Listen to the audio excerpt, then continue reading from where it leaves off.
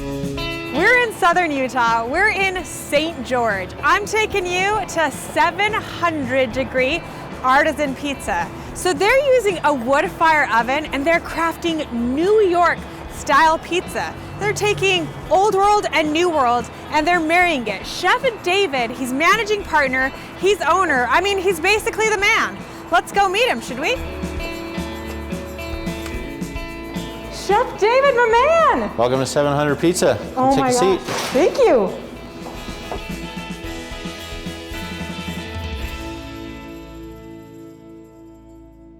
Executive Chef Managing Partner, Chef David, talk to me a little bit about what we have going on in front of us. So basically this big one here is kind of like our sampler platter. Okay. We take one large pizza, divide it into 4 with some garlic braids, and you can essentially get 4 different pizzas all on one crust.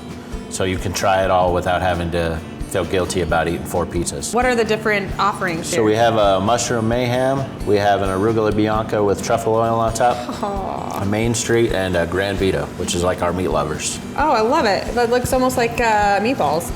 It got meatballs on it, yep. Does it? Yep. Oh my gosh. And garlic braids, so you get like a little bit of Just that. garlic bread on the sides. Yeah, I love that. That's super clever. And then what else do we have? Then we have a bruschetta over here that's house made. It's on our little toasted crostinis, which is bread made out of the same dough as our pizza. Then we have a gluten-free option here where our crust is gluten-free, keto, vegan, and then we made it with vegan cheese on there that's a vegetable base. And then we have some oven roasted, twice baked wings that have our house sticky sauce, which is kind of like a sweet, spicy, brown sugar based sauce on there. We are known for our wings down here, especially Southern Utah. We've won best wings, as well as our pizza and our beer. It all goes together, especially the way that we age our dough, because we actually use the same scientific method as they do to age the beer is what we use for the aging the dough. You're using the same techniques, same methods, different results, both equally delicious. Yes. Yeah, very, very cool. Here you're sort of taking like what people really love about a Neapolitan style pizza, and then you're marrying it with all the good things about New York style pizza. Yes. Talk to us a little bit about that marriage. So we kind of have a unique oven, as ours is, so it's wood fired. We have wood off to the side, but we also have a base that rotates. Okay. So as it rotates, it's giving us the opportunity to cook it evenly on all sides, so you don't end up with a burnt, charred side, and then some sides that aren't cooked. We don't like to say it's cooked by the fire, we like to say it's kissed by the fire. Love it. And it also comes down to the wood that you use. So we choose to use like a pecan or a peach, so you get a little bit more of like a nutty, sweet flavor into the dough, as opposed if you use an oak where it's not going to have as much flavor adding into it. So we choose our wood just as carefully as we would at our ingredients, just to make sure that it's all a package deal. Yeah, so do you have a lot of fun crafting the menu? I do, and our menu is always changing depending on the ideas of me or even the rest of the chefs that are in the kitchen. We're open to ideas from everybody. I'm not going to say that I'm the one that makes all the decisions. These guys can still add other stuff that they want. So we're always changing and integrating and adding new stuff depending on whether it's summer or winter.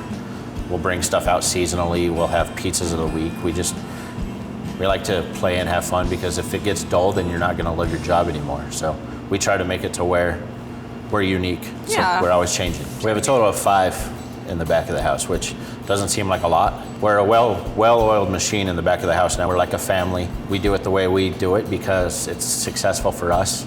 And it makes it to where we have the biggest opportunity to expand, to grow, and the staff has the opportunity to make the money they need to survive and not have to suffer, especially in times like COVID. Yeah, absolutely. Talk to us a little bit about that. We closed our dining rooms and we turned our servers into delivery drivers, and we just started offering delivery service for pizza. Nice. That way we can keep our servers employed. They're still making the money that they need to survive. We never really had to worry about losing a staff or laying off a staff or any of that stuff. So, well, I think we were very fortunate to have this as a model. The cool thing about what you're talking about with the shifting to delivery, though, and I just want to acknowledge you for it, is that in and of itself is a whole different business, like to understand. I mean, we've talked to restaurateurs who are like, yeah, we tried delivery, and what we realized is like, we couldn't make it happen because the model didn't work and it was just broken. So for you guys to step back and say like, how can we also help support our employees and help support our community by still giving them things that are familiar. Because if you think back to that time, man, it was rough and people were stuck in their homes and they just wanted something special or something different or something familiar that comforted them and made them feel like things were going to be okay. Yeah. I mean, that's what food does. And you were able to give that to your community, and that is really, really special. We've always been the ones that try to help out in the community. We'll help out, like we've reached out to some of the shelters and donated pizza in the tough times, and there's other stuff we do for the community just because we know that without the community we wouldn't be successful. Well, you're doing a great job. This has just been so fun. I mean, who doesn't love pizza? I would love to pop back in the kitchen and meet Vesuvius and just make something together. Would you be up for that? Yeah, sure. Cool, let's do it.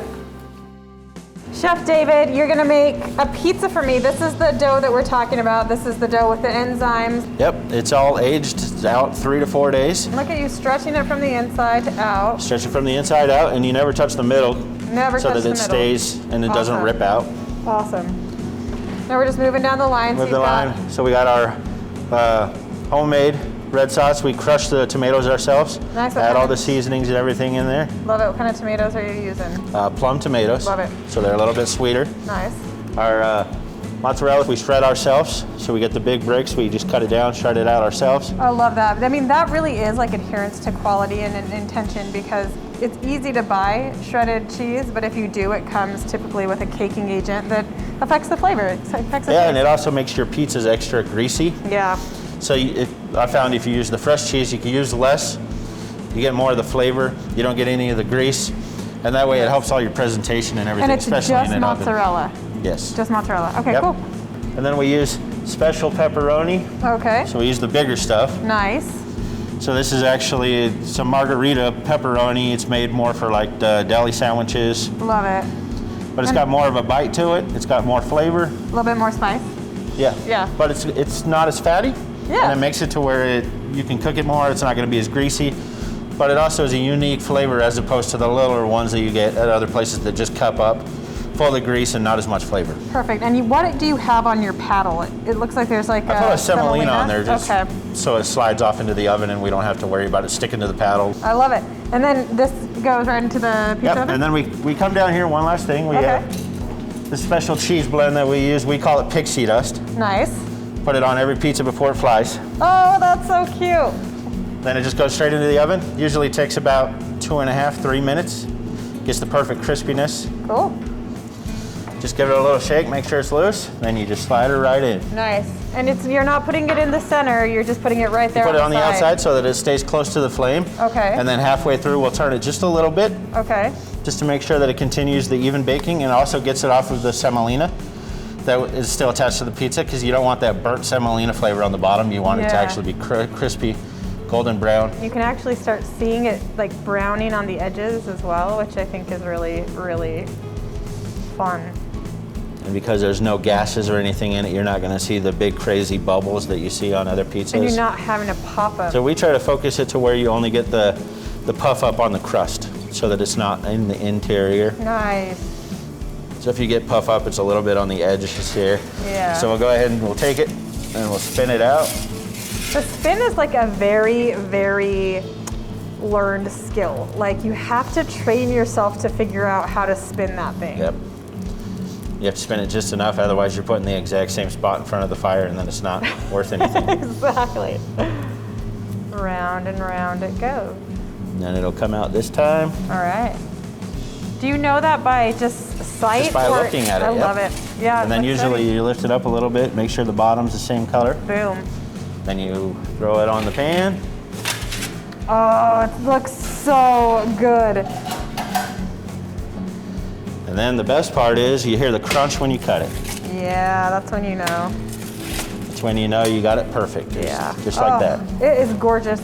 Chef David, this has just been literally such a treat. It's so amazing to be able to understand the different nuance, the different flavors, the different styles of what it is you're trying to do here. You're taking classic and traditional preparation and then you're putting your own spin on it, which is really, really fun.